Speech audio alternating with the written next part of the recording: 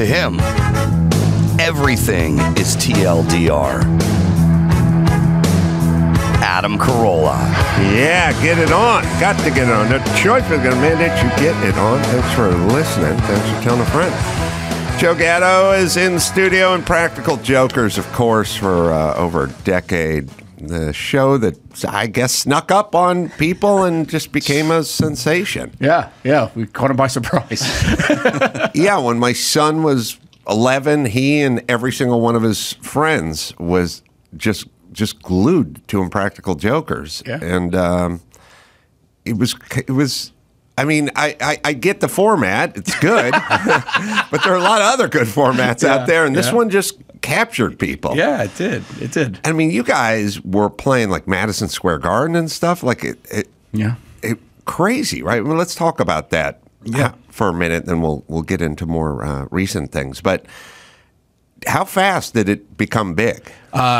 It took us a while for it to get fast. We were trying. We always said we were 18-year overnight success. Like we tried a lot of sketch comedy, improv out of New York, and different formats that didn't work. A couple failed TV pilots. But then when we found Jokers in 2010, I think 2011, it was literally like just kind of like a last ditch thing. We were like, this acting thing's not working, so let's think about a way that we could just showcase our friendship and then just like how we made each other laugh. And everyone went to high school together? We met in freshman year of high school. I know them since I'm 14. Wow. Yeah.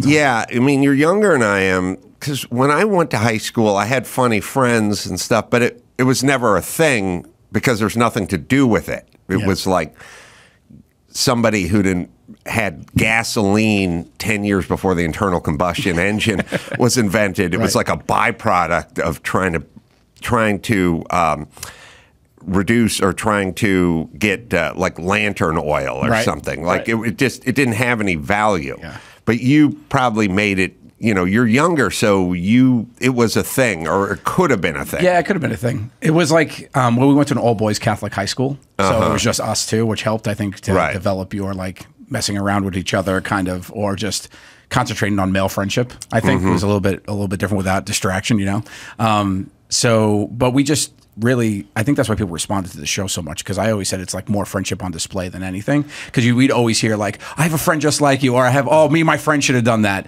And we took a shift early on. If you look at the first season versus like even the second or third, it was so fast. It was just clips. And it was just like, it was like we did like 5 challenges in a half hour, 22 minutes. It was just like punchline. But then it started with a conversation that Sal and Murr had in the behind the scenes, where Murr asked Sal to borrow his chapstick, and then Sal just like went off on him. It was like, "What are you talking about? I'm going to give you my." It goes on my lips, and he goes, "What's the matter with my lips?" And it just was so funny, and it was honestly funnier than whatever we did that day in that supermarket. So I put it in the cut and I sent it to the network, and they were like, "Oh, this is fun." They're like, "Yeah, but it's not really the show." I'm like, "Yeah, but it is." So we pushed for it, and once that like clip hit and everybody saw like our personalities, then you started seeing the challenges being able to reduce. You get to see more conversations, more of us talking, and I think that really was the difference maker. Besides just a prank show that was just like doing stuff like that. Hidden camera stuff can be uncomfortable. Oh, for sure. Because there's no context. I've done a few of them. Yeah. When I used to do the Man Show, I did a couple of hidden camera bits. Yeah. And they were very different. Because I would do like an Ask Mr. Hardware thing, where I would just go to a hardware store and run into people walking up and down the aisle, and I'd fuck with them. But there was a cameraman there. So at least there was a context to what I was doing. But in the hidden camera stuff, I was always super uncomfortable. Yeah. I felt horrible. I felt bad for the people. I was a gas station attendant, and we did a hidden camera thing, and I would do shit like I'd go like, "I'll pump the gas for you," and I'd pump it, and it would click after like 89 cents, and then I'd go, "Well, that's all we got," and they'd go, "What do you mean? I'm on empty here," and I'd go, "Yeah, but by law, I can't pump twice," and they'd go, "Well, that's nuts," and I'd go, "Listen, I like you, want to help you out, just leave." Drive around the block, make them come back, and like come back, and then we can do it. But don't pretend like you don't know me or something. And they'd be pissed off, right? And it was uncomfortable. Of course, yeah. So you must have dealt with that the whole time. We did. The thing that would help us too was we were messing with each other, and not really out there to make people pay. It wasn't like a boiling points or like even where you mess with. Like we were our own marks. So like my friend was the one that was under the under the magnifying glass. So that helped to us. Like if we made people mad, it really wasn't working for us. We would say stuff like, they're getting mad. This isn't good. And we'd switch it up. Right. Because it really was about making us look like a fool. And we're in New York City, so everybody just thought we were crazy. On top of that, which always helped us in the corner. Yeah, the joke was always on you guys. Always. It had to be. It had to be. Because if it wasn't, then didn't feel like our show. We'd literally stop and be like, this isn't working. We rewrote stuff. Like when we had a thing where we decided we wanted to do something and it wasn't working, we'd cut, huddle up for a half hour, change it, and go back again.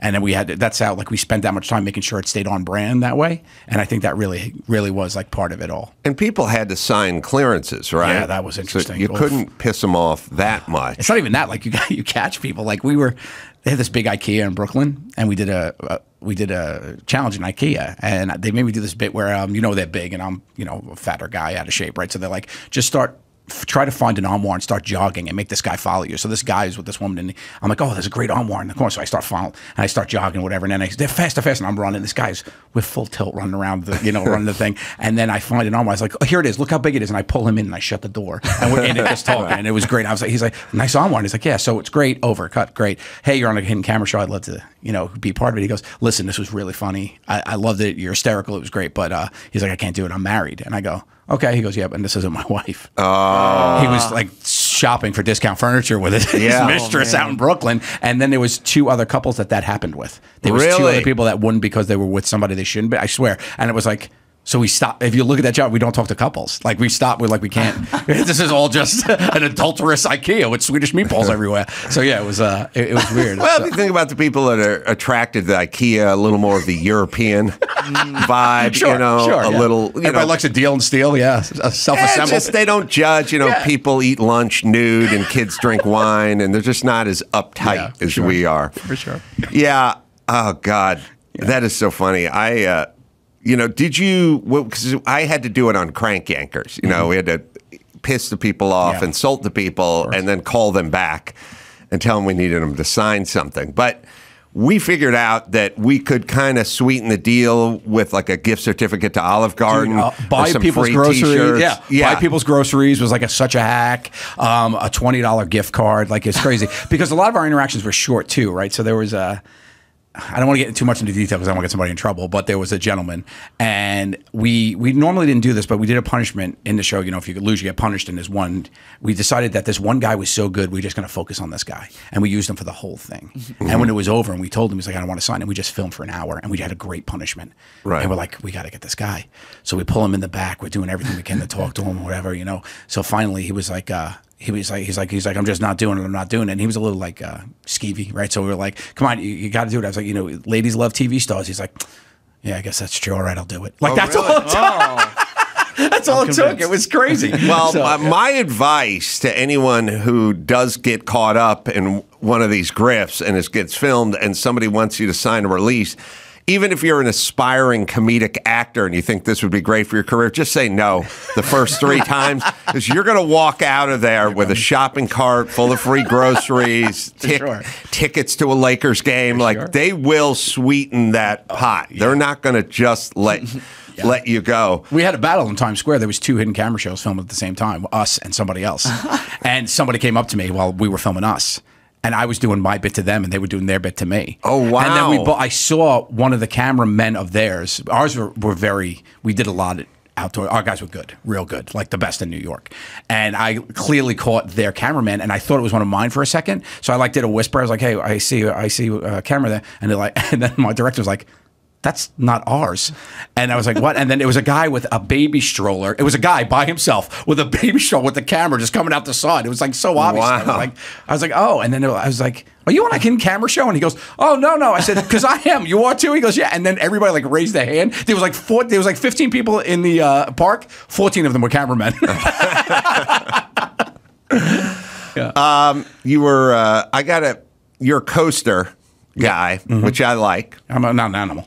Yeah, no, I agree. I think coaster is like one of those tells, like Van Halen with green M&Ms or something. It wasn't there because they liked green M&Ms. It served a purpose.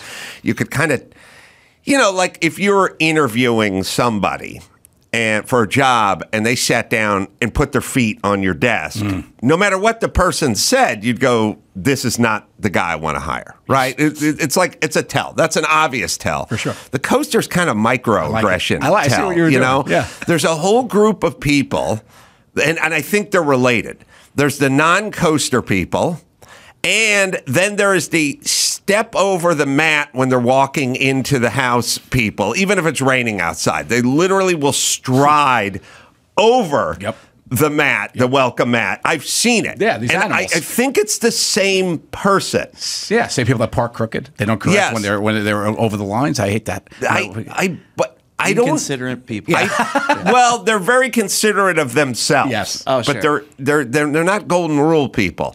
Yeah, and there's a deeper ring of hell with the coaster people. There are the people that once provided the coaster still put the mug down next to the coaster. That's a slap to the face. That becomes a war crime. We have to get the Hague involved at that point. Thank you for coming. Shut the door behind you, you animal. Yes, there is the no coaster people, but that's excusable if it's not provided. But then there is the set next to. I do find like little things like that, like when you do a shared space, like you've done a lot of stuff in a shared space. If they don't rinse their cup, cup rinse, like a symbol. I didn't mean to hit a nerve. I didn't want to get controversial here, guys. I'll leave it too long. A decade of cup rinsing discussions.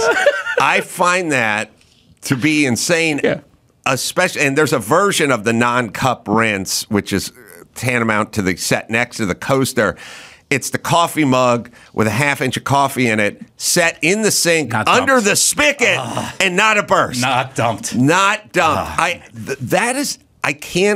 I argued here for, I don't know, 8 years, Chris? I mean, what do you think it was? Way more. Well, it was 8 years of hard arguing, and then the next 6, 7 years of sort of it trickling in, sort of thing, to the point where everyone here got their own mug with their own likeness on it because I couldn't sell my message as the owner of the building.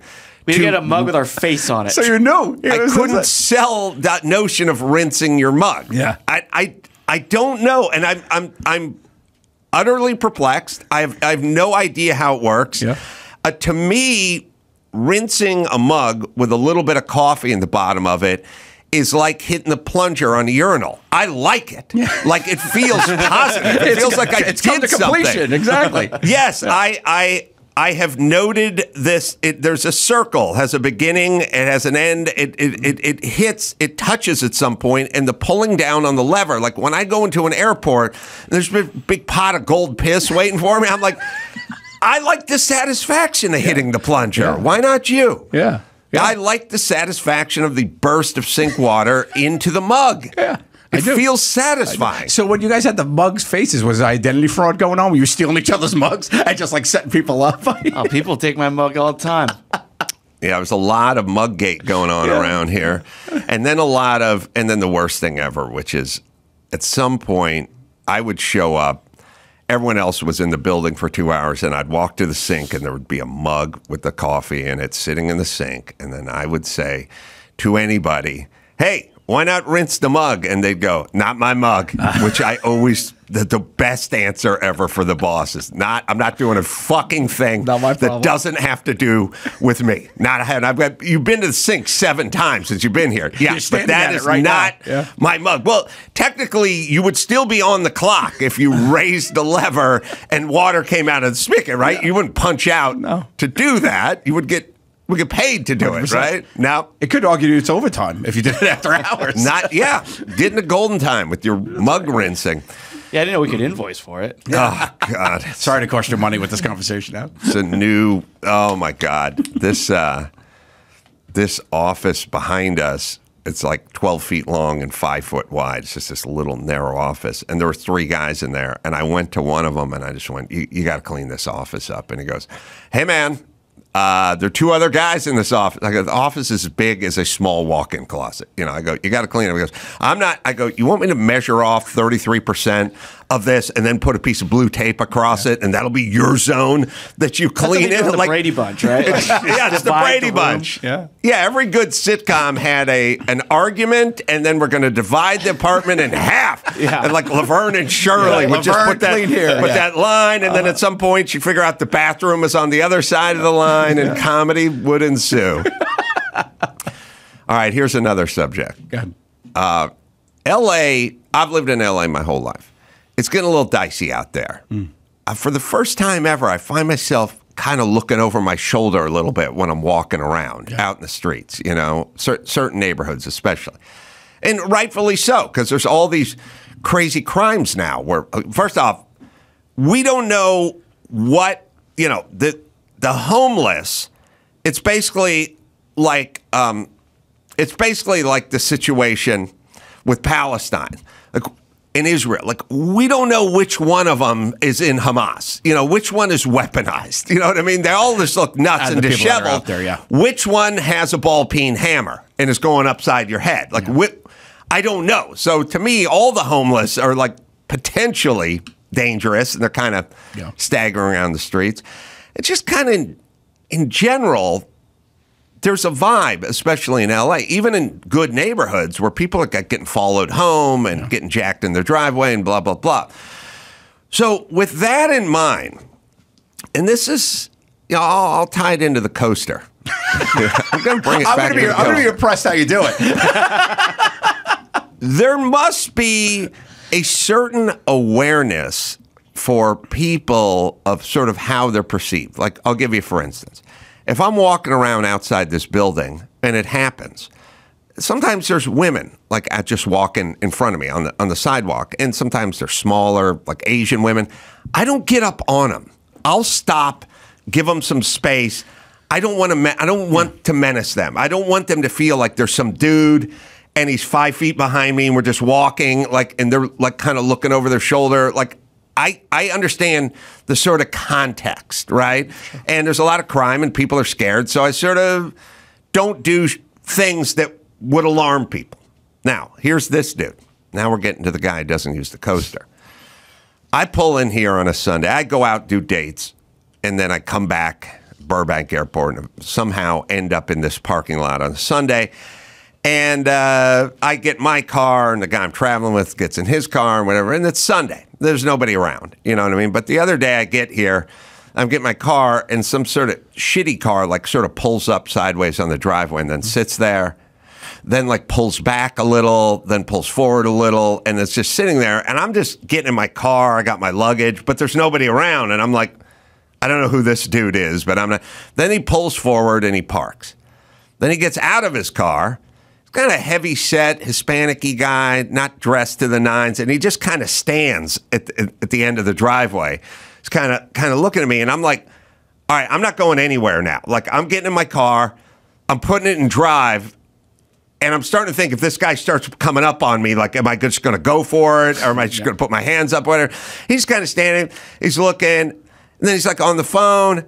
And then at some point, he just kind of goes into a house, like over there. But it's like, it's dicey behavior when nobody is around. Like, and your car's kind of a beater, and you're kind of a beater. Like, what is the, you know, just pull up the street, park, cross the street, and walk with purpose. Like, what is the, everyone is freaked out about street crime now. Why are you doing your impersonation of a criminal? Right. I'm central. Like, why? Situational awareness. Yeah. Right. So I guess is your question, do you think when he went in the house he used a coaster? No, he definitely didn't use. No, he used a coaster in his house. In his house, yeah. That's right. Not in my house. I think some people, I think people don't get a lot. I don't think people perceive the world the same way. A lot of the times when you think it's to us, it seems like common sense, but some guy was like, oh, I had a problem parking. Like that guy was like, I was on the phone, I was in a fight, I had a problem parking. Yeah. You know, to us, being on the other side of it, it's a little weird. But I think overall, I lean towards that too. And I think coming from New York City and seeing my whole life a lot of weird people and weirdness on the subways, streets, whatever, like you do have a different social awareness of things like that. Yeah, I have sort of hypervigilance anyway, so I notice everything. Yeah, and usually am bothered by almost all of it. Yeah, but you go to some places now, and it's crazy, man. I was in Seattle recently. You've been to Seattle recently? Yeah, Portland, Seattle. Seattle. Oof. Oh, I think I was in Tacoma or something. I was like, decide to take a walk on a Saturday morning. In Tacoma? Yeah. Yeah. What are you, a superhero? I know. Hitting the streets? Carolla man? Yeah. I just started walking, and as I started walking, I started getting into seeing more homeless people. I literally just turned around and just hustled it back to the hotel. I was walking around there. I saw a full blown tie off, and it was 3 p.m. in the afternoon. I was like, "What the?" I went right back. I couldn't believe it. Yeah, it was crazy. Yeah, it's nutty. In some areas, it's really bad, and it makes you a little worried, but also I think in the same point makes you more aware. And if you're aware, like, well, is this just in the last decade? Because I remember 10 years ago, Adam, you used to love going to Seattle. You looked forward to it. It was like you'd be walking all over Tacoma. Oh yeah, just gallivanting. Mincing in Tacoma was the name of my special. In Tacoma. Yes, it's gotten demonstrably worse, and all I'm saying is why is it getting worse? What are we doing? And then we should reverse the worse. Mm-hmm. That would be my campaign. That's a great campaign slogan. And it's reverse also like, the worst. Yeah, China's blowing into town, so Gavin Newsom comes in with a pressure washer and cleans up all the shit on the streets. Like, we can do this. Here's the thing about the policy. It's policy that created this, so we can use another policy to get out of it. The problem is the people who created the policy don't want to admit they were wrong, and thus the problem just gets worse. I mean, yeah, I've been bad parts of San Francisco, bad parts of Portland, Seattle. It's weird, and it's also a general, like, all right, back in the day when you were having sex, in order to prevent yourself from orgasming, they would say, think of baseball. But I think a lot of people like baseball, so they would think of like the Holocaust or the grandparents having sex or things that were real. Grandparents having sex is probably a little different vibes. Those are two different types of people. Real load killers, you know. Well, what's the difference between that, that's like sort of negative imagery kind of thing, and then just walking through Seattle, just seeing people walking in a circle looking for a place to die, or somebody shooting up. Yeah. Like, if you're a 10-year-old kid, you got to be pretty fucking bummed out. Yeah. Like, I mean, I was just driving through downtown LA and stuff, and all the beat up campers everywhere and garbage everywhere. It's like, it's hellscape-ish. It's really like Damnation Alley. Like when people go, oh, let's go for a beautiful, relaxing drive in the country, what they're saying is I want to look at nature and a pristine vistas and stuff like that. Well, if that makes you feel good, and we can all agree that's good for your head, right? Well, then what's this? Yeah, it's the exact opposite of whatever's good. It's the upside down for your head. And also, I don't think you can live with tons of garbage and homelessness and junk everywhere and sort of have a clear thinking city. Like, I just think it fucks you up. It's like your home office. If it just has junk everywhere and the trash is overpiled and everything. They say that about everything too. Like, if you feel overwhelmed with anything, they say exactly that. Like, if you work in a scattered workplace, a place that has just junk everywhere and it's not organized, whatever, and then you clean it up and you change it, you'll feel more productive or whatever. But I think that feels the same about a city. Like, you feel overwhelmed by the situation that's right in front of you. You see these poor people out on the streets and things happening, and you're like, oh my God, I get to sleep in a bed, and you're thinking about all this stuff. So I think it makes you think about humanity and just everything in a different way. And it could have a negative effect where you feel so overwhelmed. Like, how do we fix this? You know what I mean? Yeah, I was my daughter was out looking at colleges, and she's going around looking at different colleges, and she ends up in Arizona, somewhere, Tucson or something. Oh, my niece goes there. And well, then sorry for this. So I said, so how was it? How was the trip? Whatever. She's like, it's a junk pile. Like, there's homeless people all over the place. The fucking town looks like shit. I'm like, yeah, all right, don't go there. Like, because you're lots of times in the middle of the poverty and the drugs and the homelessness and everything sits a college, which is this weird little oasis of money and nicely mowed lawns in the middle of just this heap of junk. Yeah. But I just think people are just going to have to start voting with their feet. Like, they're just going to have to clear out. And the thing that always gets me about L.A. and California especially is, like, we're supposed to be on the vanguard of beauty and nature. Like, we lead the world. Like, we set the tone for the world for, like, electric cars and alternative fuels and recycling and all the shit. And then you walk outside and it's a fucking trash heap. Yeah. It's like junk everywhere. Like, how can these two thoughts exist together? Junk everywhere, but yet pristine bays and pristine mountains. Like, we're always talking about the mountains and the air. Yeah. Like, the air. I would take the air being 20% more dirty if we could get the fucking shopping carts and the carpet rolls off the fucking streets. Yeah, yeah. That's probably go hand in hand, actually, you know. It's okay. All right. I'll switch gears. I'm going to switch gears. Sure. I'm here. A Ferrari just sold for almost $52 million. I don't know if you saw that. I didn't. Holy cow. Really? Yeah. Ferrari GTO. $52 million? $52 million. So what's the story about the car? It's a Ferrari GTO. That's it? Is it new or was it a car? It was like a classic. Oh, it's a 62. Yeah, wow. Yeah, they made, I don't know, 34 of them or something from like 62 to 63 or whatever. What do you do with that, though? You don't drive it, right? You just put it somewhere and look at it? Not necessarily. They're guys who do drive their cars. Nick, from Pink Floyd. Who's got it? Nick Mason. Nick Mason from Pink Floyd bought one of these cars for, I think he told me about $85,000. Where is that's insane, by the way. Where's like the big value? Like, can I just piece off this headlight and that headlight is $200,000, or is it? I suppose if you wanted to part the car out, not a Lego set. I wouldn't divvy it up. I wouldn't recommend parting the car out, but I wouldn't let that guy drive the car. But I would reckon if you parted it out, you could get up to maybe you could get 10 million, but you're not getting 52 million. Now, if you talk to Nick Mason, and I was just thinking about it the other day because I saw him, I interviewed him at Goodwood in England, and he had his car. I guarantee if you said to Nick Mason, who bought his car for like $86,000 in 1989 or something like that. Like, I guarantee it. If you said to him, Nick, what do you think about that GTO that just sold for $52 million? He'd go, it's okay. It's not as good. Mine's got a lot better history. Yeah. Well, no. I mean, what I'm saying is it's not. If that one won Le Mans 1962, then Nick Mason would go, well, that one's a little better than my car because my car didn't win Le Mans.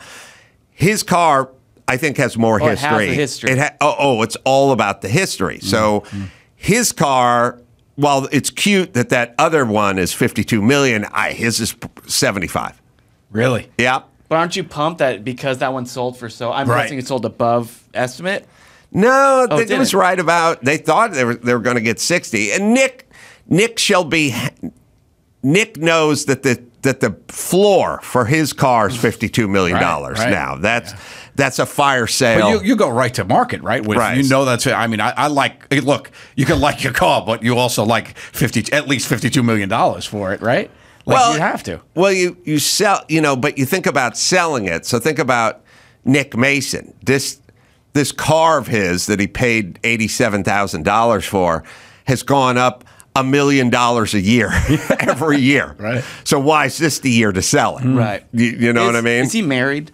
I don't know. What would his wife think? Right. Just him holding onto this car when she could have a vacation house in every country. Well, Dawson could look it up. But I interviewed him. As I recall, he paid under 100, and it was somewhere in the 80s. And it was a while ago, but it wasn't that long ago. He has no leg to stand on about telling his wife to be on budget going to Target. Like, let's take it easy with the Amazon packages. She's like, all right, let's take it easy with your $52 million car. Yeah. Oh, Grubhub again, honey? You know, there's a 10% service charge. I found a coupon for beef.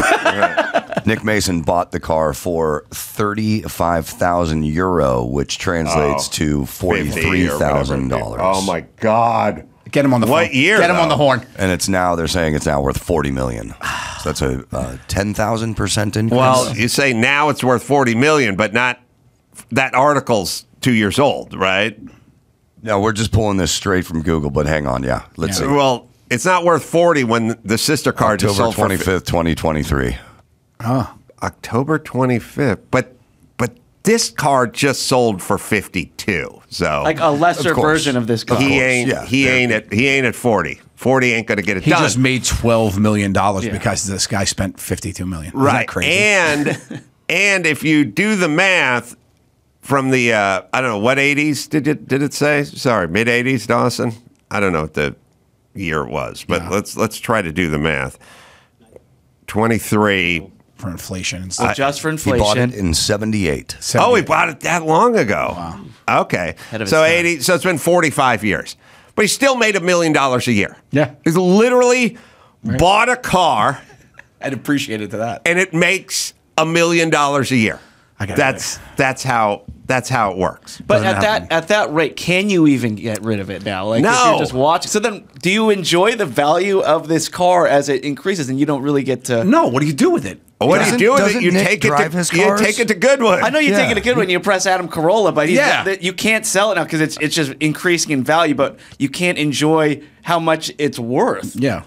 When we were at Goodwood, I walked by Nick Mason, and I was really excited, and I wanted to say hi to him, and I said, "Hey, Mr. Mason," and he just walked right by me. And I was talking to Parsons a few months later, and I told him the story, and he goes, "That's because you didn't call him Nick." Oh. You called him Mr. Mason. He thinks you're a servant. Oh. Well, the thing that's funny is he's over there at Goodwood with this car. They're taking it up the hill on the hill climb, and the guy who's driving it is a French driver who's, I don't know, does rallies. He's got a professional driver driving it. I swear to God, the guy's name, he's a French guy. His name is Nick Masson. It was like the same version of Nick. Yeah, it's like I am Nick Mason. Like if Nick Mason was doing a sketch with and he put on a mustache and put a beret on. Hey, I shall let drive this car. Here's your baguette. Yeah. He's got a croissant. Yeah, like his wife would go, "You can't drive this car," and he'd go, "Let me get my French rally champion driver." Hello, never seen him at the same place. My name is Nick Masson. He messes up at home, says, "Oui, oui." Oh, no, I'm busted. Yeah. I does he take it to Ralph's? No, Gelson's and Whole Foods only. He would never. Yeah, he would never go to Ralph's. It would get keyed at Ralph's. Kroger. Yeah, Kroger. Yeah, he'll go to Costco because they pump gas there and it's a little cheaper. Yeah, it was a really good deal. You get a good deal. Yeah. You really got a penny pincher of $52 million. Well, okay. So Chris is asking, what do you do with the car? What would you do?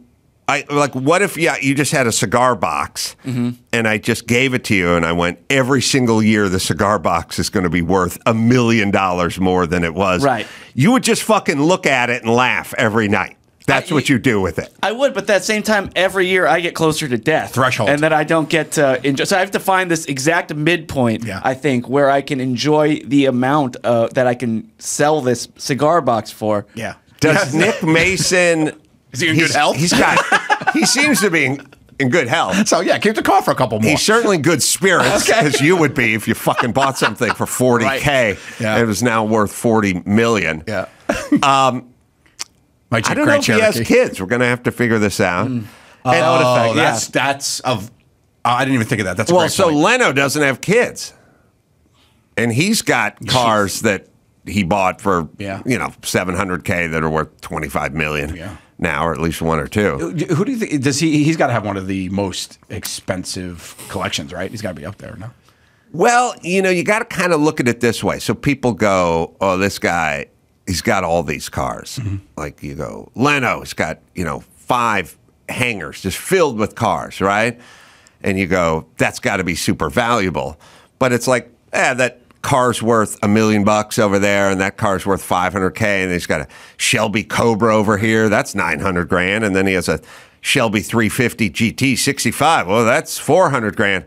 Yeah, tell me when you get to $52 million. Yeah, that's two hangars. Nick's got one garage. Yeah. He's got an apartment. Yeah. He's got one parking stall. Yeah. It's got the carpet, the shag carpet wrapped around the post, the pillar, so he don't scratch it when he's coming 100%. Back from Kroger's. You know, but Nick Mason would say, go walk around Jay Leno's garage and tell me how many cars you get to before you get to my one car, and the answer might be 62 cars. One hangar, yeah. Right. Now, Jay's also got some buku expensive stuff. But so a guy like Nick Mason, because he bought the right cars, may have 8 cars that are worth Leno's 165 cars. Right. Because this ain't all, Ralph Lauren's that way. This isn't all he's got in his stable. He bought some other vintage Ferraris back in the day, and those are multi-million. So he's got, 8 cars or 12 cars or whatever, but each one of them is multi-million. I was going to sell my wife's Jeep Grand Cherokee, but now I think I just might hang on to it in case. You never know. It is a 2010, so I don't want to brag, guys. I don't want to come out here touting my collection. Yeah, I don't know what else Nick has. Does he have kids? No kids, but he is married. Jay Leno and Nick Mason, like the possessors of the most expensive, have no kid. I know what you're thinking.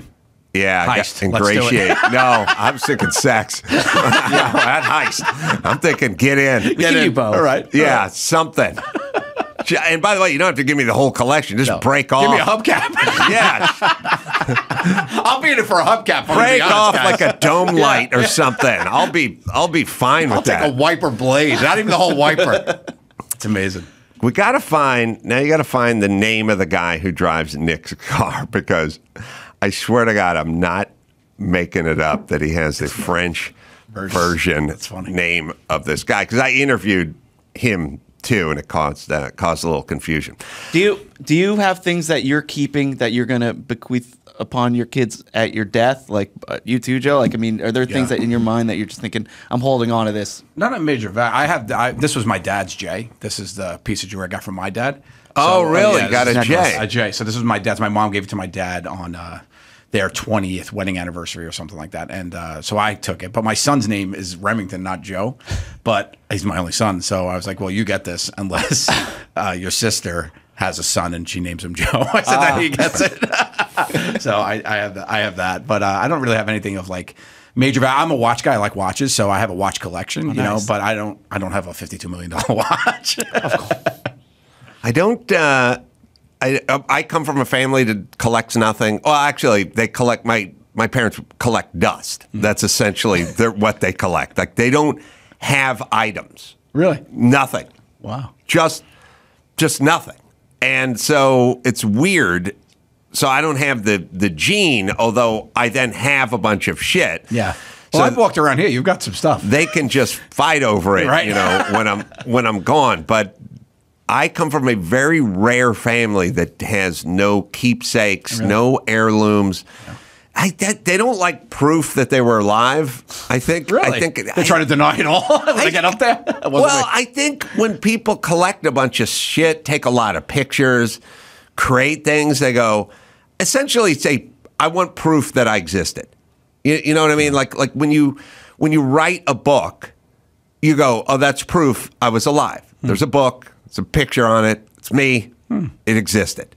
And it could be handed to the great-grandchildren one day. If you want to know what a dick your great-grandfather was, just read chapter 2. Right. Like, I think about that all the time. When I basically got old on TV. Like, I started Jokers, I was on TV for a decade, and you literally watched me in high definition, like, get older. Like, it's crazy. Like, how, if you look at and then like the salt and pepper hair and stuff, and then now, like, with like podcasts and all this stuff, there's so many hours. And I wish I had that about my dad. My dad passed when I was 19, and like, it's just so weird to think that when I'm gone, my kids have hours, and you're in the same boat, of just stuff of just my voice, hearing perspective points, any of that stuff. I think that's really cool.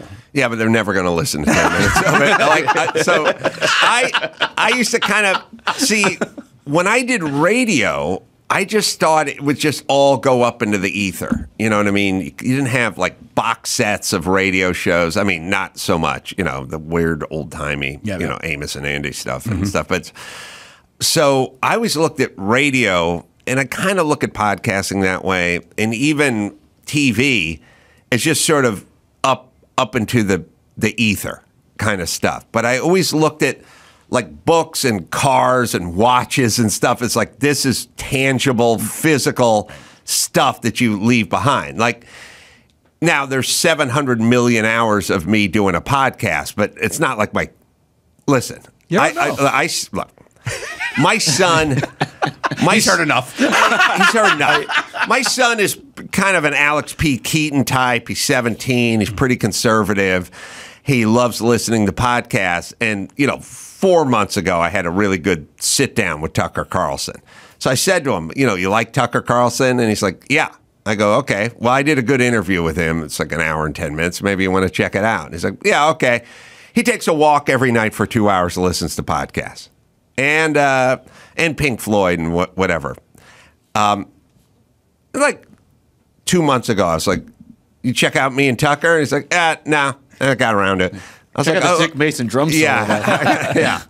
And then he comes back again, and each time he'd like come back from one of his walks with his earbuds in. And like a week ago, I was like, you got around to checking out me and Tucker? And he's like, not yet. And I'm like, all right, it's never going to happen. You're like in high school talking to the hot girl. We're fucking, hey, did you need help with that homework? Yeah, we're done.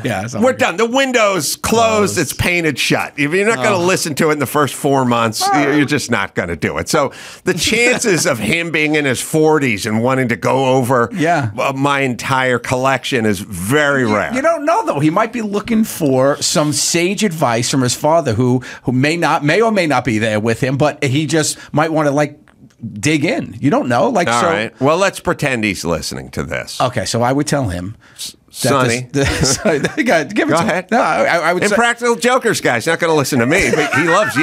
You tell him something. You've got great taste. What can I tell you? Give him some life lessons. Life sucks. Suck harder. Get out there and do what you got to do. Surround yourself with some people that make you better, and just live each day as best you can. The suck harder part sound a little gay. Could we tweak that a little bit? I'll come back to it. He said what he said. Let's circle it around. Yeah, even suck better might even. Doesn't really work. All right, but Impractical Jokers guy, keep telling him stuff. Let's see, because he could be in his 40s listening to this right now. Yeah. Okay. Well, if he's in his 40s right now, you think this is the one he listens to? He doesn't listen to Tucker Carlson. He starts with this one. He could have gone through the whole canon and worked his way up to this one. Is what I'm saying. All right. So what I'm saying is, right now, that you have to realize the influence you have on the people around you and that love you and respect you. Could be your children if you have children at this point. Could be your wife. Could be your siblings. And you need to know that we're all proud of you. Yeah, the Impractical Joker guy is very proud of you. And I think you've turned out splendidly, and you got to look in that mirror, pick yourself up by the bootstraps, and get out there and just do good things. Because we're all counting on you from the grave, because I'll be gone at this point. Yeah. He's 40. Yeah. All right. Well, let me dig in a little here. Go ahead. Get it, Dad. Get a job, fight to keep it. Floss, It's important. Yeah, it's not all some weird emotional journey. There is some practical but at 40, shit in there. if he hasn't been flossing, he's fucked. He's got full dentures already. I got to floss later in life. Did you find flossing? I made a move later in life, like some guys find religion in prison. That's what I did with flossing. In prison? Well, I didn't find flossing in prison. I'm just using that as an example. All right, we should take a break. What do we want to do when we get back? Oh, and buy a Ferrari.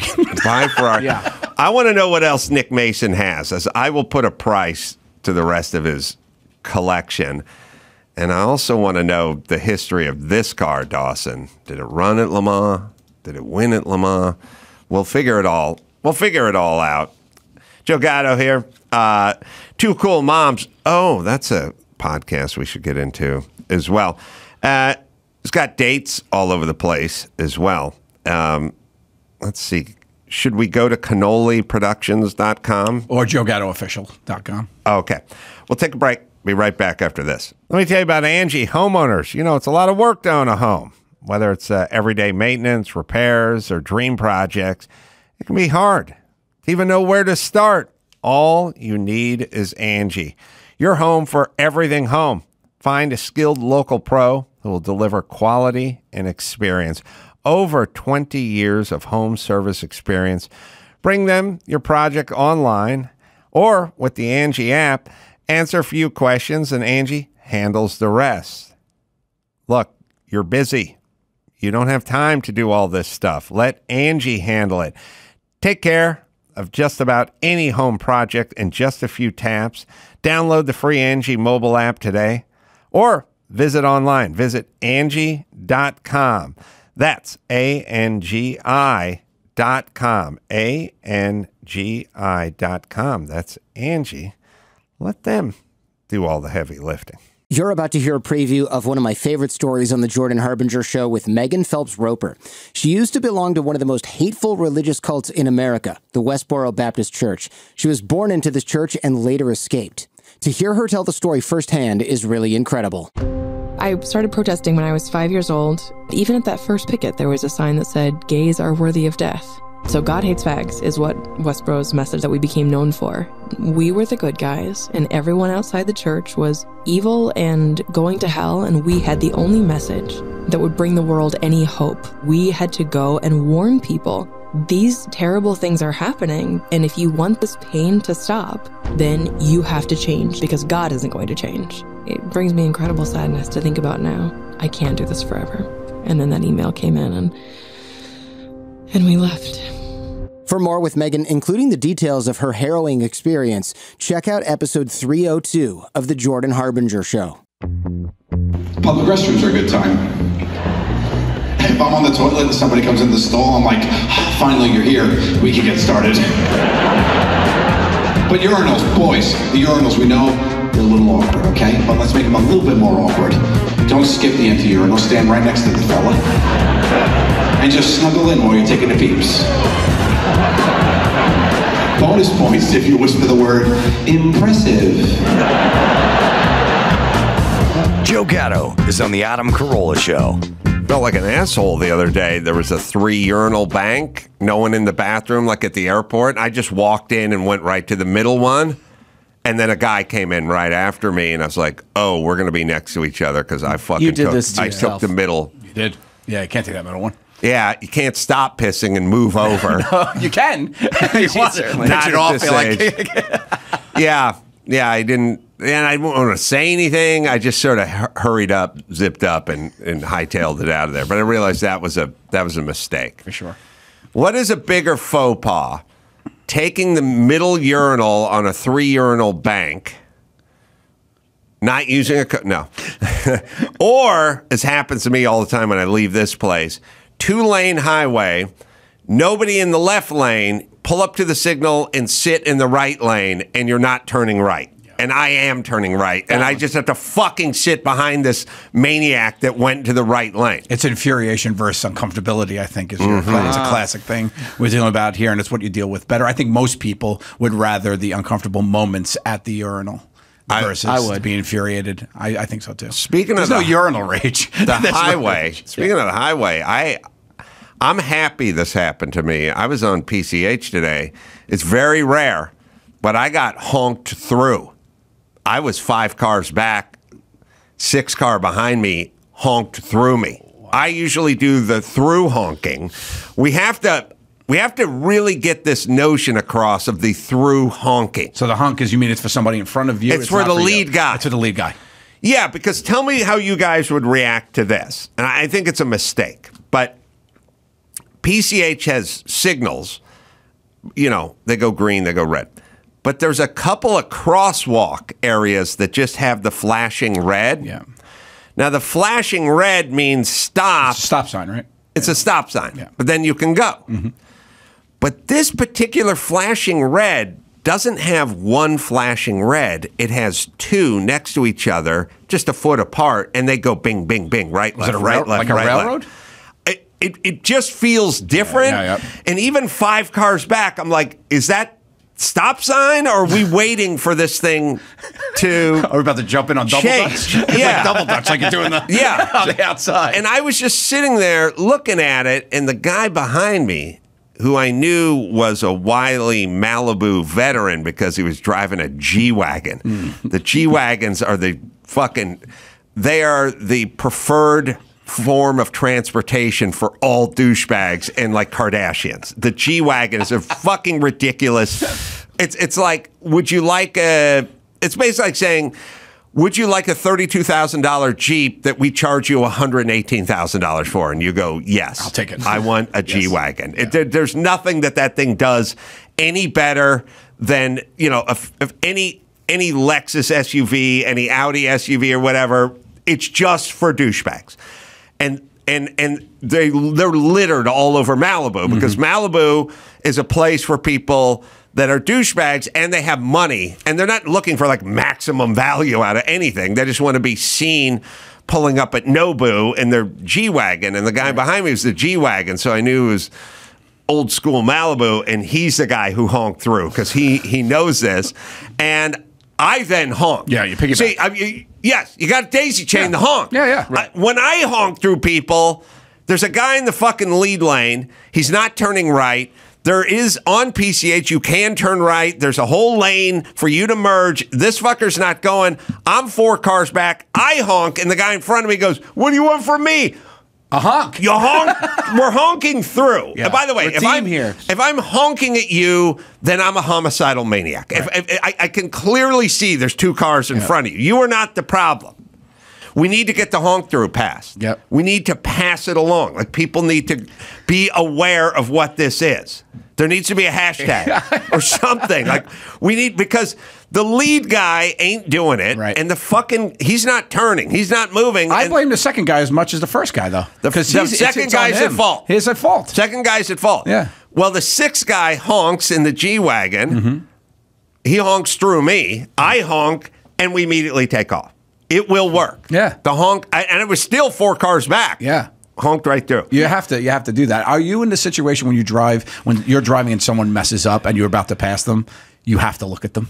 No, I have. There's certain things that are, pardon the pun, in my rearview mirror. Yeah. Like I cut in front of somebody the other day, which I don't really look at as cutting in front of, which is I put my signal on. Oh, so they know. And I put the signal on for 1,000 feet, and then at some point I slide in front of the guy because he's not slowing down or speeding up, and then he gives the what the fuck.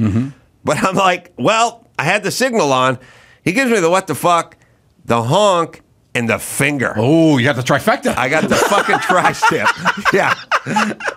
You got the whole package. I got the finger. Yeah, he threw the bird in you. And the fucking finger. Oh, man. And I was like, I liked it. Yeah. Old school. Yeah. You felt respect. You felt respect for that guy. You had me at the honk. Yeah. And then also, I knew what I was doing. Right. I saw you. I got to get the fuck off the freeway. You're not speeding up or slowing down. So I signaled for a while, and then I started moving over. I know it caught you by surprise, but I wasn't surprised by it. I knew what I was doing. You should have been surprised if you had your blinker off for that long, too. I got the finger. Oh, man.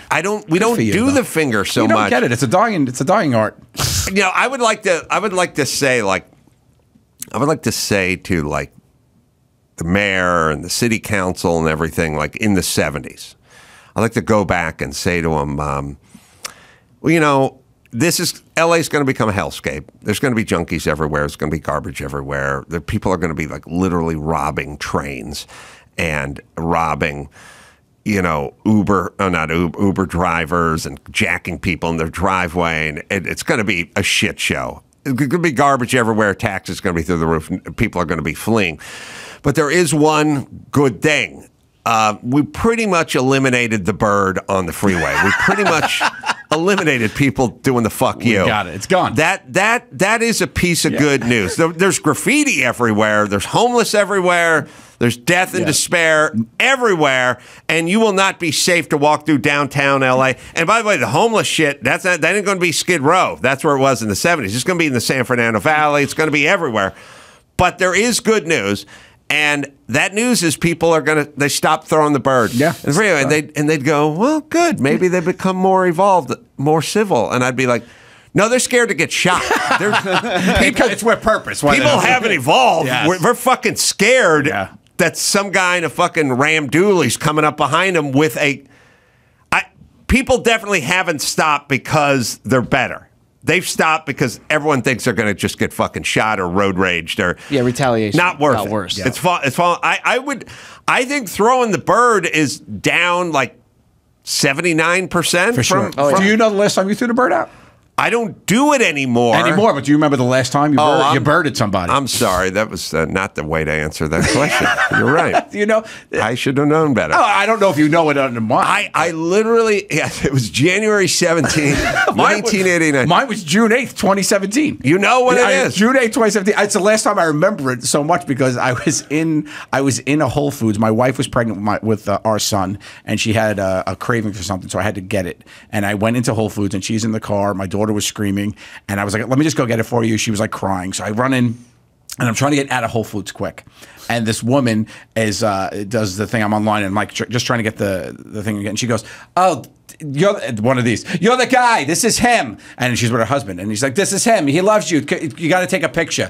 And I'm like, I'm sorry. I'm just in a little bit of a rush. And she's like, you'll do it. Like one of those. So now I'm like, all right, my daughter. I was like, all right, real quick. And I try what I can, whatever. So finally, like, I was like, I'm going because I couldn't wait for her to open her phone. And she's like, oh, all right, fine, Mr. Big Time. Like one of those, right? So I go into the parking lot. I get in, my daughter scream, whatever. And then she drives by with her husband in the car. And she goes, has the window down, goes, we used to be fans. Oh, my God. And I literally lost it.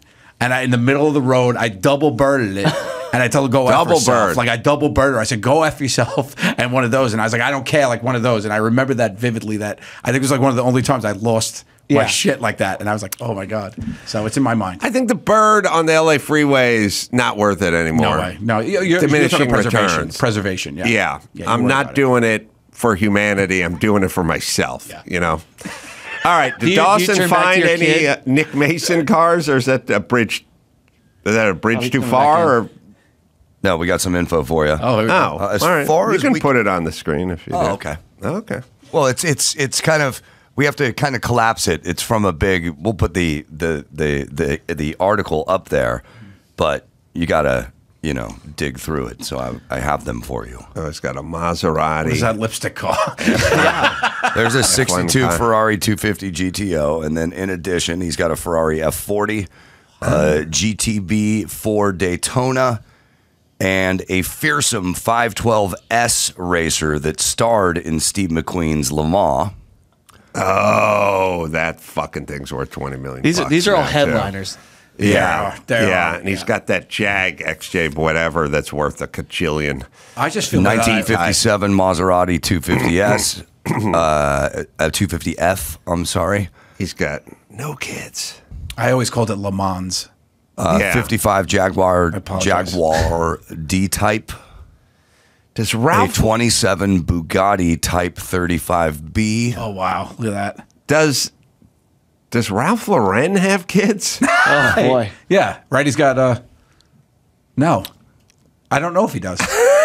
You know what? Should get him on the horn. We gotta ingratiate ourselves with him too. If Ralph Lauren doesn't have kids and Nick Mason doesn't, Ralph Lauren has 3 kids. No, okay, right, good. Yeah, Jesus Christ. Thank goodness. Well, broke one the of them pattern. at least. Oh my God, because he's got maybe the ultimate. Yeah. Nick has a 1901 Panhard 5-liter. Wait, there's a car made in 1901. I thought it didn't happen until later than that. Oh yeah.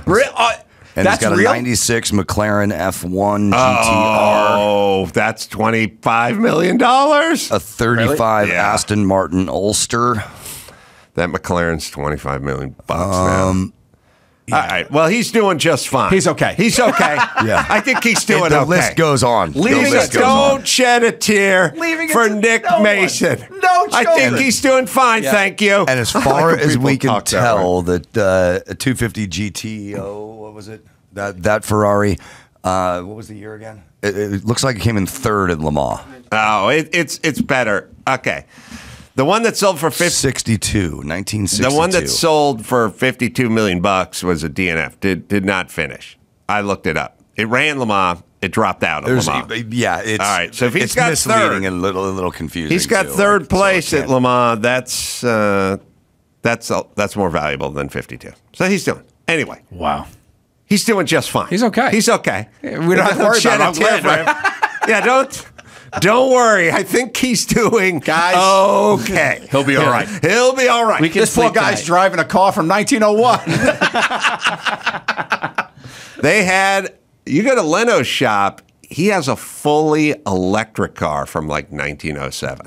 No way. Yes. Really? Yes. Holy cow. They had that? They had electric cars, and like Al Gore's great-great-grandfather traversed the California highways. Its range is 30 feet. Yeah. Yeah. Well, it's as far as the cord will go. Yeah. So you can get a 50-footer. Shit, the extension cord's out. You can make it to the mailbox. Yeah, we got it. No, he literally has an electric car, and like they worked. Yeah. This shit worked back. I mean, it is kind of weird and nutty how, even though it seemed like we were so far away, like you look at an airplane from that era and look at a modern airplane now, but they had electric cars, and the electric cars worked. Yeah. And by the way, I've been on them. His steam cars, they work. Like, people drove them. Like, it seems like such a crazed novelty now that just shows up at the homecoming parade. Right, right. We got to make it once around the track or the football field without Don't put overheating. too heavy on it. People drove those things, Right. like, and they worked. That's such a valid point you just made about like the first airplane versus like the first car. Like, have you seen some of the first airplane model things that they've done? They're insane. People thought that would work, and the balls of these people just jump off cliffs in these things and see if they would work. That's crazy. Yeah, well, the whole movement was set back. The American and worldwide sort of aeronautical movement was set back by birds. Birds ruined it because every young designer, dreamer, inventor, engineer, he just stared out the window at birds, and the birds flapped their wings. That's how we do it. So they go. Oh, okay. Yeah, we can all do right. that. We just got to get a nice flapping machine going here. But all they had was like bamboo and burlap and shit. Flap faster, Margaret. Just flap faster. We'll put some starch over the burlap, and then what you do is you first off put on this leather helmet, and then, all right, get your rugby helmet, throw it on, jump off this cliff. We want to be safe. There it is. Here's some goggles. There you go. All right, so let's go down to Dover. Okay. Get a running start. Yeah. Throw yourself off the cliff and make sure and flap. You gotta flap. Sammy, we're gonna use your brother. He runs a little faster than you, so he's gonna take the first go at it. Yeah, and you probably got 20 pounds on him too. So you make sure you flap. So everything was some sort of flapping device. the delusional balls on this guy to think that was going to work. He's standing at a cliff. But he's holding like a cardboard box that's been unfolded. Birds fucked us up. They threw us off the scent. They got us going in the wrong direction. You're right. And it made sense because the only thing that flew in 1889 was a bird, right, or butterfly or something, and you just have to look at it and go, well, if I want to fly, I know how. I got to flap. I got to flap. Devil's advocate, though, the fish didn't fuck the submarine. Oh, yeah, you're right. The fish. The fish didn't fuck the submarine up the way the bird did. For that, I never thought about that. That's heavy. That's heavy, man. Sorry, if your son's listening, it's things like that you want to ponder. No, the fish inspired the submarine. So fish are inspiring, and birds could fuck off, is what we're saying. Well, they don't like us. They shit everywhere. They attack our cats. We live in their toilet. We live in their toilet. We do. We live in a giant bird toilet. That's it. Yeah, they're horrible. Yeah. They're not even nice to fish. No. They'll snatch them right out of the sea. Two terrible pets, too, though. Like a bird and a fish are the two least. Yeah, so the flapping, I think the flapping if there was a bird that swam. No, a bird that had the tail that spun around like a propeller. Roadrunner. Yeah, like just that. Propelled them when they put their wings out and fixed. That would have worked. We would have been on flight a lot earlier. 1700s, late That's 1700s. Right. Mm-hmm. All right, we'll take a break. What do you got, Chris? You got some stories? Yeah. All right, we'll do that. We'll come back. We'll do that right after this. Morgan & Morgan. Let me lay a stat on you. People 15 to 24 had the highest rate of emergency room visits due to car accidents of all the age groups. Oh, man, my kids are in that age group. Now I'm worried, but thank God there's Morgan & Morgan. If you're ever injured, you can check them out. Morgan & Morgan, America's largest injury law firm, over 100 offices nationwide, more than 800 lawyers, more than $15 billion recovered for 300,000 plus clients. Morgan & Morgan has proven that they have a track record, and they will fight to get you the full and fair compensation. They've been fighting for people for over 35 years. Racing my vintage cars is hard, but submitting a claim for Morgan & Morgan is easy. Am I right, Dawson? If you're ever injured, you can check out Morgan & Morgan. Their fee is free unless they win. For more information, go to forthepeople.com/Adam or dial #LAW, #529 from your cell phone. That's forthepeople.com/Adam or #LAW, #529 from your cell. This is a paid advertisement. I don't know if you guys know, but it's See Better, Drive Safer month now at O'Reilly Auto Parts. They have put a spotlight on items to help you see the road more clearly. All month long, receive gift cards after rebate on select wiper blades and bulbs. If your wiper blades are streaking and smearing, well, they're worn out and they need to be replaced. But good news, you can get up to a $20 O'Reilly gift card after rebate with purchase of select wiper blades. Their professional parts people will install your new wiper blades and they'll do it for free. See the road better with new bulbs.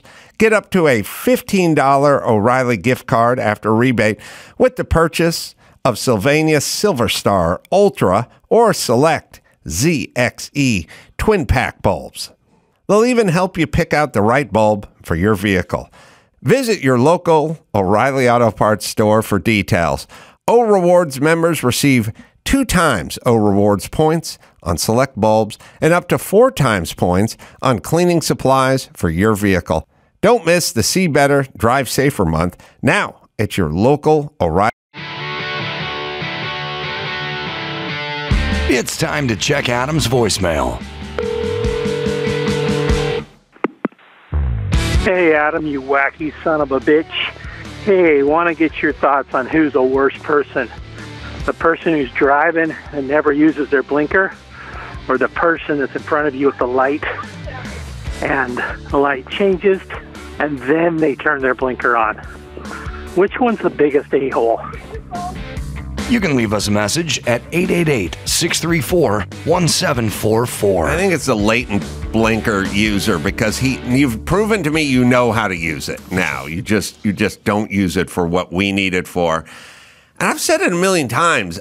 They could just put it up on the big freeway signs out here. Use your blinker. They could do it for 6 months, and they would say, we will cite people who don't use their blinkers, and then everyone would use their blinkers, and that would be that. Yeah, yeah. But we won't do that. Yeah. We won't even do the most basic of what makes sense. We will not engage in that. Like, it's an easy thing. I bet if people use their blinkers consistently, like everyone used their blinkers consistently, you would probably cut down on 41% of accidents, like on the freeway, because a lot of them are just guys changing lanes and people don't see them, or maybe you cut it down 20%, whatever it is. It definitely comes down, yeah. It would make an impact, and it would help with traffic flow and something like that. So everybody has a device in their car with a blinker. Yeah. And everyone could use their blinker, but many don't. So we could remind them, and then we could sort of incentivize them to do it by saying, if a CHP guy sees you change lanes without your blinker, then you're going to get cited for it. But people don't use it, and they don't use it with impunity. Like, nobody has thoughts about it. Right. And it would solve problems, speed up traffic, and may save a life or two. Yep. We will not share that information with the public. we won't do it. Now, what we will do is we'll write click it or ticket, which is already built into your car. So we already have a device in the car that's going off, blinking if you don't put your seatbelt on. So we don't need that. It's built into the car. We also have another thing that's built into the car. It's called a turn signal, and you won't fucking use it. Yeah. But our message never gets to the turn signal. Why? But why? Why? I have said, I've been in sound for 25 years. I've been on the radio for 25 years. I was like, I want to talk to the guys who do the sign. I want to talk to them about it. It's like, you can't, whatever. It's like, why not? Why can't they take a suggestion? Why? It's insane. I put it on the automobile people, though. Like, because if you make a turn without using your blinker, the same way that you don't fasten your seatbelt, if they do that annoying chime, You don't think that would do it?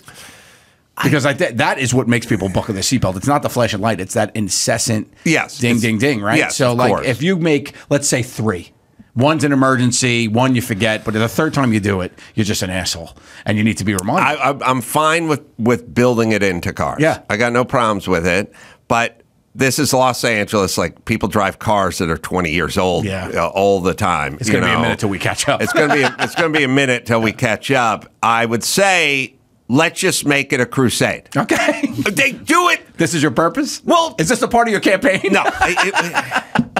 Here's what it is. It's my coffee mug thing. It's like, if you fucks can't do this, what else are you fucking up? Like, this is such a low threshold. Yeah. We do it. Look, every year there's a fucking drought in California. And then every year there's a big campaign. You know, don't hose down your driveway. Don't wash your car in the driveway. Use the broom. You know what I mean? Don't do this. Don't refill your swimming pool. You know, like Don't drink. Don't drink water. Don't hydrate. Let your plants die. No, but plant perennials that aren't, that are for the climate they're in and stuff. They hit you hard with it. And then they go check the numbers and they go, oh, we saved 28% more water because people didn't. And they go, if you're fucking hosing your driveway down instead of sweeping your driveway down, neighbor will drop a dime on you. Guy's going to show up from the fucking city. And people stop. They get the message. Yeah. They don't do it. We could do that with signals. We could do it. Yeah. We just won't. We won't. That's the ding, ding, ding. That's the neighbor. Yeah. All right, sorry. I can't wrap my mind around it. I can't. It's like, we're so fucking dumb. It's the easiest. Okay. All right, I'm done. I just want to go into one city council meeting. Just fucking one. We just got what that the too. fuck are we doing? What are you doing? Who's in charge of the fucking sign? Who does this? Who puts it up there? Ugh. Slow for the cone zone. I know. And now the holidays are coming around. So you it's don't like the holidays? No. That's a shocker. I thought you'd be such a cheerful fellow. How dare you? I fucking love the holidays. Really? Oh, okay, good. I Eggnog love the holidays. Listen, I like the holidays. The holidays mean the sign reads, don't get on Santa's naughty list. Put your seatbelt on. You know, now the theme's built themed of the same message. Put other people first. That we already know about. Got it. That's what the holidays are going to mean for the signs now. You know what I mean? You're not going to get any figgy pudding if you don't slow for the cone zone. That's where we're at now. Yeah. It's just a festive message version the same these. Fucking drivel, but with the holiday. You put some cinnamon on it. That's it. Nutmeg, but yeah. Nutmeg it. Yeah, you nutmeg it. Ugh. All right, what do we got? I'm depressed. I'm angry. All right, well, so we mentioned this earlier. So Joe hosts a podcast, Two Cool Moms, with our friend Steve Byrne. By the way, available on YouTube and all podcast platforms. So I thought, and it's a parenting podcast. You guys give maternal advice? Yeah, both of us had really good mothers that give great maternal advice, and we think that we inherited that. So we spend the first half talking about our, moms, our family, anything, because we're comedians. And then the second half we do fan submitted dilemmas, and we solve people's problems as best we can. I just talked to Dr. True yesterday. And he was like, it was such a blessing that our moms didn't really like us, because when they died, we didn't really care. And I was like, yeah, I guess that's a good thing. That's silver lining. That's a silver lining. That's something we could find that was positive. Because we were talking about guys I knew, and you may know some of these guys. You may be one. I'll find out in a minute. They got ruined by their moms. Not me. Their moms were so fucking doting on them. The worst roommates ever. Oh, for sure. The fucking worst. But their moms were so doting on them that they had a false sense of how they fit in the world. Yeah. And they couldn't, with that horrible attitude, it didn't translate into being like a good employee, a good partner, a good roommate, because they just fill the fucking sink with dishes and then just walk past it for the next week, waiting for you to do it, because their mom ruined them. They call them helicopter moms right now. Those are helicopter moms. Yeah. Yeah. I didn't have, my mom didn't do that. She was good to you, but she didn't ruin you that way. No, she was a crazy Sicilian.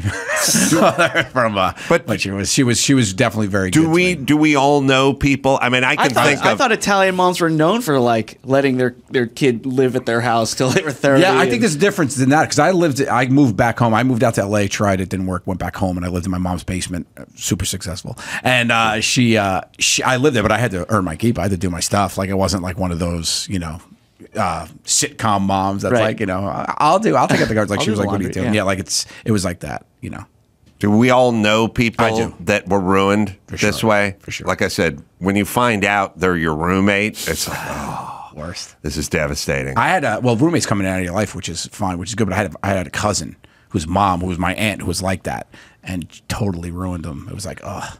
Oh, I remember I'd go to my buddy's house and we would eat dinner in his room, and then he was just like, "Oh, just stack all the plates on my desk." Mom will come in. Yeah, mom will come get it. Like that's what we do with the plates. Just stack them. He just had stacks of dishes. Nobody ever says like, "Listen, love your kids, love your son, take care of your son, hug your son, but don't fucking overdo it, bitch." Yeah. You will make the world's shittiest 41-year-old at some point. Like I've had these guys as roommates. They're the fucking worst. All right. And it doesn't help them in life. No, it doesn't serve them. It hurts them. You need a little bit of fucking humility. You need like just a dusting of low self-esteem. Sprinkle. Yeah, just a sprinkle, like nutmeg. Nutmeg, a little bit of nutmeg. Yeah. Well, so there's this New York Times article written by Chelsea Conaboy who basically says the maternal instinct is a myth that men created. Oh. So she says that the notion that selflessness and tenderness babies require is uniquely ingrained in the biology of women is a relatively modern and pernicious one. It was constructed over decades by men selling an image of what a mother should be, diverting our attention from what she actually is, and they call it science. This bitch is retarded. Well, thanks, guys. It's great being here. Yeah. That they fucking do this. All these fucking lefties are always trying to sell something. You know what I mean? Like, well, half of the gazelles are bisexual. Oh, okay, that translates. Okay, that's good. Certain tribes had women. Like, it's like, listen, we are who we are. That's it. Women have these instincts. Men have other instincts. Yeah. And the reason it kind of works is there's a balance. It's not like one is better than the other. Yeah. It works nicely. I think you see the maternal instinct, though, in nature more. I think that's where it came from, right? It stemmed from like a lioness, like taking its life to save its child and things like that, right? Yeah, the male lion wants to eat the cub. Right, yeah. Yeah. And then she's fighting him down. All they do... All these, is this New York Times or something like that? New York Times. All these crazy bitches do is go back and try to deconstruct shit that doesn't make any sense. And I've dealt with this my whole life. I had a hippie mom. Oh. She didn't spend a lot of time on me, but she only spent time instilling horrible ideas, horrible hippie ideas. And she was this stuff goes back. Like, well, if you give a little boy a dolly and a little girl a gun, the boy will play with it. Nope, we don't want that. That's not how it works. That's not how it works. 5-year-old boys, if they don't have a gun, they'll pick up a stick and start going pow, pow, pow.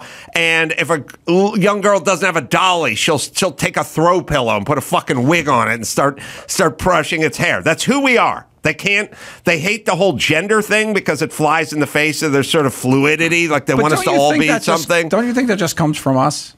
I'm just fucking with you. She certainly does.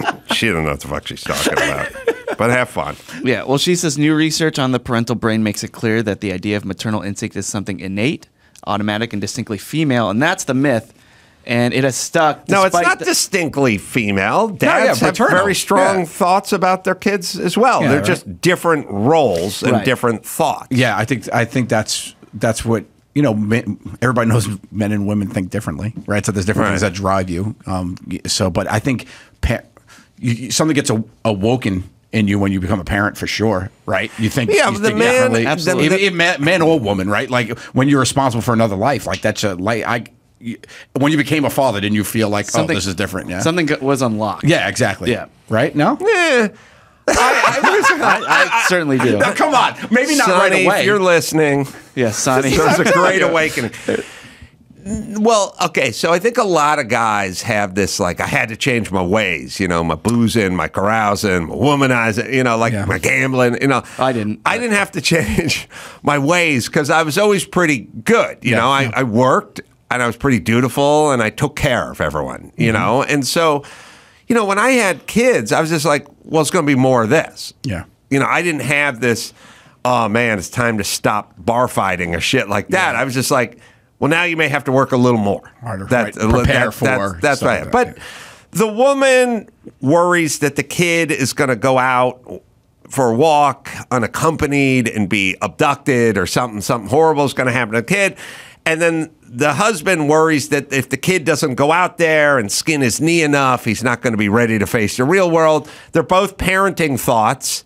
They're just kind of from different perspectives, and that's why male and female end up working out as the sort of model for raising a kid. Right. Well, actually, and there's new research that shows that gay parents are actually really great parents, but they say it's because they wanted to be parents, right? So do you believe that? Oh, yeah. There's a drive for it. There's a drive, like, they're yearning to be parents. Well, time, so they finally also, both your dads have a convertible? I mean, that's got to be awesome. Yeah, $104 million. You're talking about right now. Stuffed in a minivan. Right. Nick Mason and Nick Masson. Nick Mason and Nick Masson have $104 million. You're worth it already. You're coming. Dawson, did you find out Nick Masson's name?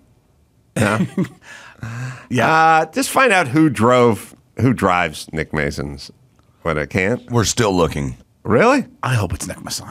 Let's just live in that reality. It's really close. You're talking about Natalia checking out colleges. So there's this Harvard-trained parenting expert. Oh, let me circle back. Oh, please. And look, if you are gay and you adopt, or if you're straight and you adopt, you wanted kids. Yeah. And that's always going to make you a better parent than one where pops forgot to pull out. Yeah. So anytime...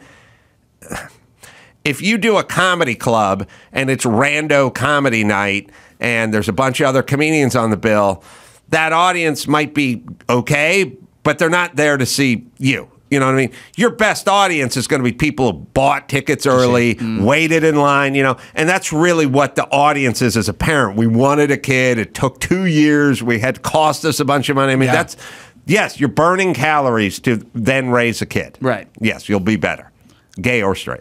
All right, so there's this Harvard-trained parenting expert. So she shared this message for her own kids.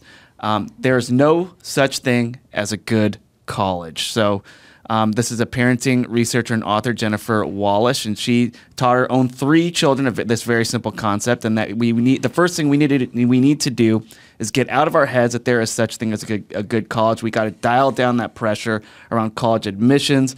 Attending a prestigious college doesn't guarantee any ideal future, research shows. No. What guarantees a future is your work and your talent.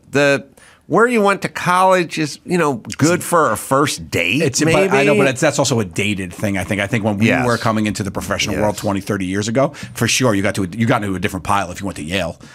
But now I feel like I don't think it matters nearly as much. I mean, I use this example, but when we were doing the Man Show, we would get a lot of writers' submissions every year. You guys probably would get writers' submissions and stuff like that. And at the top, it'd be like, oh, this guy's from Harvard. You know what I mean? But then we'd read the submission. And I don't care if the guy was from Oxnard Junior College. If you were laughing reading his submission, then you hire that guy over the Harvard guy every time. But it's twofold, right? If the Yale guy was good, you wouldn't even have looked at the Oxnard one. Right? So, it depends on, that guy shit the bed because he wasn't funny, but he just happened to go to the right college. But I think you might have got a first look back in the day. Yeah, it helped. Yeah, for sure. It helped, but it's kind of a bygone era, I think. So. I don't, and I know it is because everyone is now, all the successful people are bragging about dropping out of college, their junior year, whatever it is. I don't even think, I have an accounting degree. You do? I was a business major, I don't know. It's kind of similar to dropping out because I didn't pursue what I studied at all. It's college develops your social skills and all that, and makes you a people person and how to deal with that stuff. But I don't think gives you experiences. But I think that's the best thing about college. I always say that. I say that to my nieces and nephews about it. It's like experience college. Right. Don't worry about the books as much. Yeah. All right. This is a story about a mother who 75 years old. in the northern Italian city of Pavia. She won a court order after suing to have her sons aged 40 and 42 removed from her house. See? But that's on her. She was too doting. Yeah. You know, So- that's like, you know, it's like squatters' rights, but they're your children. You have to get the law involved to get them out. That's bad. Well, It's like Carmine, you got to pack your shit. Italy's the place where they bring their laundry back, like in their 30s and 40s, you know, to have their mom do it. So it makes sense that it's out of Italy. But back to my original point, don't dote. Yeah. Kid's got to get out there and do a little hunting for himself. Right. So the two sons were described in court papers by their mother as parasites. And they've been living in the family apartment without contributing financially or helping around the house. So she and the judge sided with her. Here's the thing about people that don't contribute financially in general. They don't fucking make up for it in other ways. Right. They're even worse than the people who do contribute financially. You got to add value somehow. You really thought, like I naively thought, well, if this person doesn't make money, surely they're going to be busting their hiney around here trying to overcompensate for not contributing. Nope, they're much lazier. Yeah. And by the way, that's the reason they don't contribute money. Right. I had a roommate who crashed on my couch when I lived out here for 2 months, and I was like, oh, he's like, I don't have any place to rent. Oh, crash on our couch, fine. He did nothing around the house. That's the thing. Like clean the coffee cup. Like that's your job now if you're not doing it, right? Yeah, they don't do anything. That's crazy. I've always and by the way, they could buy themselves another 10 months on that sofa if you came home and caught them doing a load of laundry or some dishes or something like that. But they don't. No. They never do, which is weird. But that's the reason they need to be on your sofa. Right.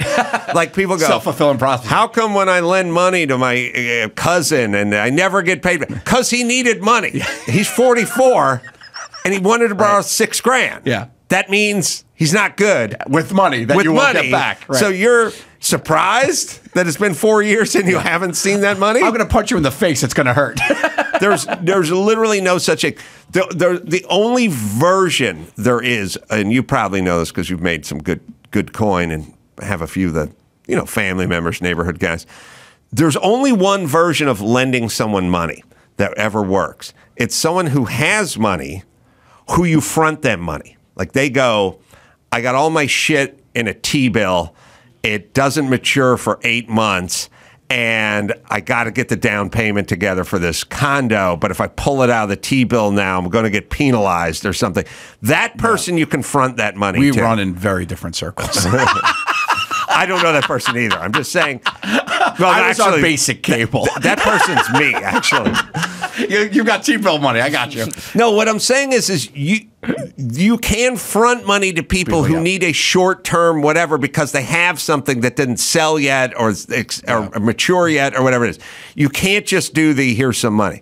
All right, Dawson looked like he was celebrating. Yeah, I was searching images from Goodwood just to see, and most of them, I had to scroll down quite a bit. You can't see inside the car. I'm going to send it to Byron. We'll put it up. But Marino Franchitti drove Nick Mason's 250 GTO at Goodwood.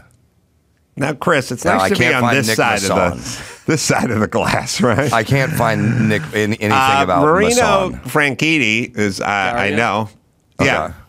Dario and Marino, I think they're brothers. I think they're Frankie. That's as close as we can come. And the problem with trying to find someone named Nick Masson, it's all Nick Mason. That's all it's going to be. Yeah. Well, let's see. What year was it? I probably wouldn't celebrate quite as physically next time, Dawson. It sort of led me. I was just thrilled that the Google image approach. Instead of just a regular Google search, I'm just looking through the pictures, and then finally they show a picture of a driver. There you go. That's a. I'm pretty proud of myself. Are you? I'm pretty proud of myself. I'm not sure if we accomplished our mission. I agree that we didn't accomplish a mission. But although I guess if you say Dario Franchitti real fast and Nick Mason, they'll almost sound like the same 100%. name. You're right. You're still in the same realm. No, Dario Franchitti is a really good dude, and his brother is a really good dude. Marino Franchitti. And one of them was married. Dario Franchitti. The Franchitti brothers was married to a Judd. Naomi. No. What's the Judd? Ashley Judd. Franchitti and Judd. Sounds like that's a law firm. I'd go there. Being injured in an accident. Bite by a dog, bite back. Wrongfully terminated. Mesothelioma. Yeah. Did you have a pubic mesh explosion? Have you worked near asbestos in the late 90s? We ever stationed at Camp Lejeune. Talk to Franchitti and Judd. Slip, fall, make the money. This is them, right? Yeah, that's crazy. All right. So I know something. How do you know that? That's so great. Well, I know Dario. Okay. And he's super, super nice guy. Every time I go to the track, hang out a little bit. All right, Dawson. This would have taken place in like 2018 or 2017 or something like that. We were there around 2016, I believe. Oh, 16. Yeah. Yeah, I've been there a few times, so I don't remember the time I talked to Nick Mason. And he was there in 2006. He's probably there every year, but yeah, and that was the year. So now maybe just go. I looked through all of the drivers from the 2016, and they do have a list of the cars they drove, and for some reason on this list there's no 250 GTO. So I'm still looking at that. It's in our. Let's do a quick Google search of who drove the. Oh, it's Nick Mason. It just came up. Nick Masson. Nick Masson. It just came up. What are you talking about? Now it could have been like Nicholas Masson or something like that. Anyway, let's we'll do one more, Chris. Now Chris is looking. I feel like it's got to be somewhere, but I'll tell you where it is. It's Adam Carolla Goes Racing. Basically, I interviewed the guy. Oh my God, I didn't, but I. Speaking of, Dawson, you better hope Chris didn't just find it. No, I didn't. But Marino Franchitti is married to Holly Mason, daughter of Nick Mason. What? My mind is exploding here. That's what is where going got on? The ride. Huh. So that's where I got the ride. Coincidentally, sat at a red light and didn't make a right turn and got honked through. Didn't use a coaster. Put in French. I'll tell you what. Google in French race car driver Nicholas Masson or something, and see if something comes up. Because the guy had to have his bona fides, or Nick Mason wouldn't have let him drive his $50 million car. You're not giving that to any valet guy. Nick went to the go-kart track. Who's got a red coat on? Come here, take this. Found a guy, looked pretty good behind the wheel. Yeah, nothing comes up from that. Oh, man. All right. Well, I'll have to search. I will scrub through our archive at some point, because I interviewed the guy. I remember thinking that, too. I remember you mentioning it. Yeah, I did. Maybe you were just calling him the wrong name, Adam. Yeah. He just called him Nick Mason. He thought you were doing a bit. He's like, oh, all right. All right, one more. All right. So there's this teen mom. She's famous for the show Teen Mom, I think. But so she posts this picture of her kid on Instagram that a lot of people are commenting on, really just to show her kid's nails. Oh wait, we gotta. Oh, there he is. Minasan. We just put up the. Yeah. Well, we found Nicholas. him. Oh, we can't verify, but that's a French race car driver who was at Goodwood. Yeah, that's him. That's me. Yeah. Yeah. Hey, yeah, now you celebrate. You did it. What the hell was that? You found the right answer and you were so humdrum about it. Yeah. You should have been firing off confetti cannons in there, taking your shirt off, and dry humping the chair. I've been burned enough times when I thought I had it. That was the most unimpressive moment of glory I've ever seen. It's like you just won the New York City Marathon. Oh, when he found Dario Franchitti, he was out of his mind. Yeah, Marino. Who's married to Holly Mason, the second daughter of Nick Mason. Wait, I thought Nick Mason didn't have kids. I know. I don't know how we got that. That's the whole web is unraveled to this whole episode. Right. He has two daughters.